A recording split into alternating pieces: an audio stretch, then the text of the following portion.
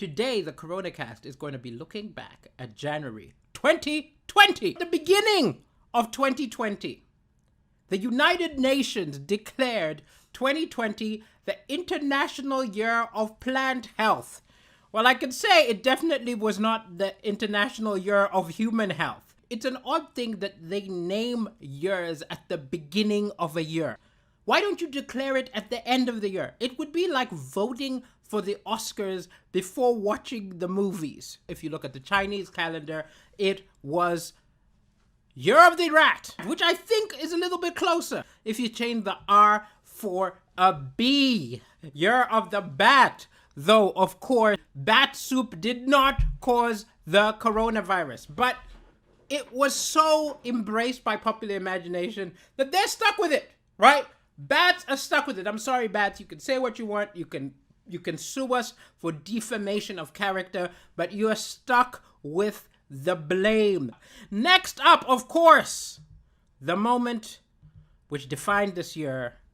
January 30th, the COVID-19 pandemic was declared by the World Health Organization as a public health emergency of international concern. Now take your mind back to January the 30th. I've got to admit that I did not take the coronavirus seriously. I was not afraid of the coronavirus, and I'm sure I was not the only one. We were so naive. We underestimated it the way that Hans Gruber underestimated John McClane. Every single one of us thought it's going to be a month. Oh, it's going to be 3 weeks. Well, hello, December. We are still going. It's still going. But this is also the year where doctors, nurses, medical researchers all did more than any of us could have expected, took a lot of risks. And with that in mind, I would like to take this moment as a comedian to end once and for all the adage that laughter is the best medicine. It's not, okay? It's not. Don't come to me coughing and sputtering and expect me to fix you. You need antibiotics. You need medicine. You need a vaccine, even you vaccine deniers, huh? If you don't believe in vaccines, don't think laughter is going to solve your problems. Next up, of course, the United Kingdom formally withdrew from the European Union.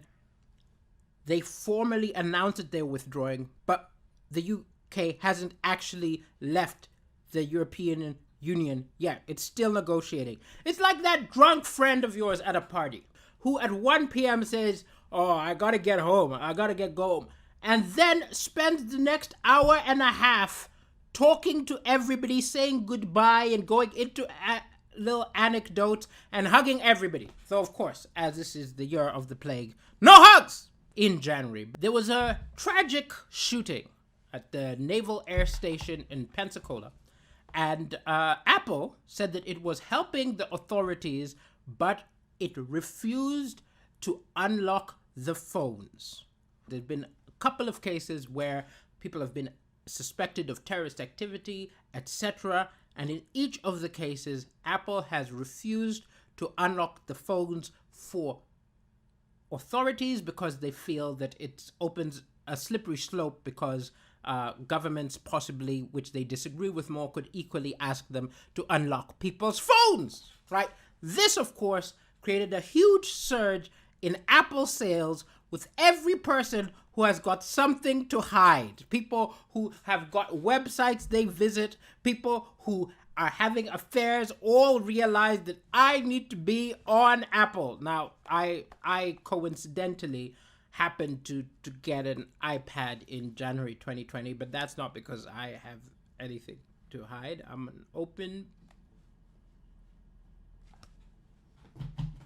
If I die, please erase my internet history. Prime Minister Tom Tabane announced his forthcoming resignation after an arrest warrant was issued for his wife, First Lady Maisha Tabane, who was wanted in connection with his previous wife's murder.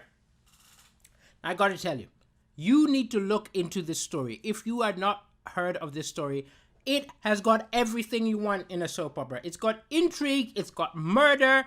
It is like an episode of Game of Thrones. Take a look at her. Would any of us be surprised if she showed up next week riding on a dragon? This is a crazy, crazy, crazy situation. It's ongoing. It's probably going to be ongoing all the way through 2021, but it does teach us something. If you are with somebody who possibly murdered your ex, okay? What? Yeah. There's a Lesotho politician whose wife was arrested because of murdering his ex. Right? Now, my point is, love, you can't control who you love, right? You can't control for whom you develop any affections. But if you fall in love with somebody who murdered your ex, right? If you love a murderer, it better be forever, okay? You do not want to have that conversation with the person who murdered your ex. They say, like, look, I don't think it's working out. It's not you. It's me. And then they'll shoot you in the face. No, that is not where I am looking for true love, ladies and gentlemen. And that is the final story for the day. But before I go, I'm on tour. I will remind you all that all through 2021, I am going on a tour of the UK called Apocalypse Not Now, looking at the fact that the world didn't end and some of the revelations which I had during the lockdowns. Very funny show. You can go to africancomedian.com and you can find out when I am near you.